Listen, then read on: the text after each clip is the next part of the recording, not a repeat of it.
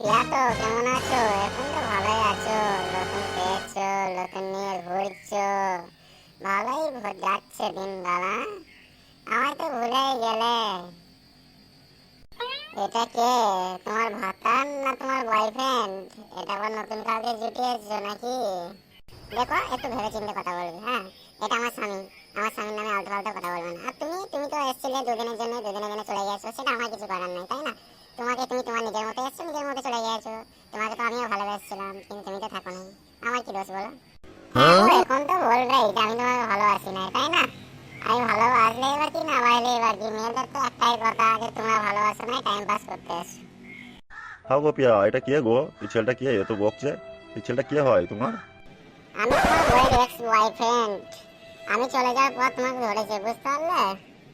চলো চলো, আমাদের পালিয়ে চলো, এসব ছেলের সাথে কথা বলে লাভ নেই, আমাদের পালিয়ে চলো তো।